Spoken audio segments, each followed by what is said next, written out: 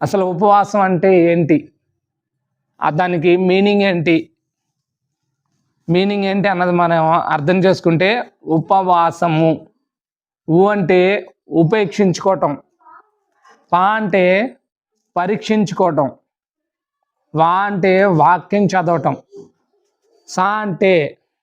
సమ అంటే దేవునితో సహవాసము చేయటం.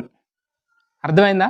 4 ఉపవాసం అంటే అంటే ఉపేక్షించుకోవటం, తినగలిగి ఉండి కూడా, తినగలిగే శక్తిలో ఉండి, తినగలిగిన బలంలో ఉండి కూడా మనం దాన్ని ఉపేక్షించుకొని ఒక పని కోసం మన శరీరాన్ని మనం కంట్రోల్ చేసుకోవటానికండి.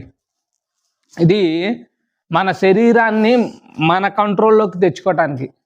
ఈరోజు ఎవరికైనా సరే, మనిషి అయినా ఎవరికైనా సరే, మన శరీరం మన కంట్రోల్లో ఉండదు అని ఎందుకు చెప్తున్నానంటే, మన మాట వినదు. కాబట్టి దీన్ని లోపరుచుకోవటానికి పౌలు గారు అంటారు, నా శరీరాన్ని నేను నలగ కొడుతున్నానని అంటాడు. ఎందుకు నలగ కొడుతున్నాడంటే, దీన్ని తన స్వాధీనంలో, తన ఆధీనంలోకి తెచ్చుకోవటానికి.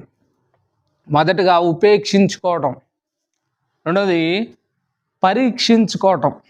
ఈ సంవత్సరం అంతా, ఈ 2025లో మనం దేవుడికి ఎంతవరకు దగ్గరగా ఉన్నాం, దేవుడికి, వాక్యానికి, ప్రార్థనకి, సంఘానికి, సహవాసానికి 4 పిల్లర్స్గా చెక్ చేసుకుంటూ వస్తే, దేవుని మందిరంలో ఎన్నిసార్లు కనపడ్డాం, దేవుని దగ్గర ఎన్ని జవాబులు పొందుకున్నాం, దేవుని దగ్గర ఎలాగున మన వ్యక్తిత్వం, పాట ఉంది కదా, నడచినను పడుకున్నాను అయ్యా నీ బెరిగి ఉన్నావు, మన పడక, మన నడక అన్నీ ఆయనకి తెలుసు.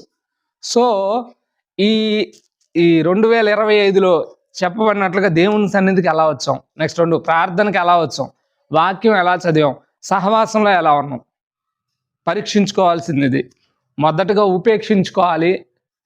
ప్రభు అంటాడు కదా, నన్ను వెంబడించాలంటే, చాలామంది అనుకుంటారు యేసుక్రీస్తుని వెంబడించడం ఇట్స్ ఈజీ టాస్క్ అని. కానీ ప్రభు అంటున్నాడు, నన్ను వెంబడించాలంటే అది వెలతో కూడుకొని ఉంది. ఒకడు తనను తాను ఉపేక్షించుకొని, అంటే నేను కాదు అని ఒప్పుకొని వస్తేనే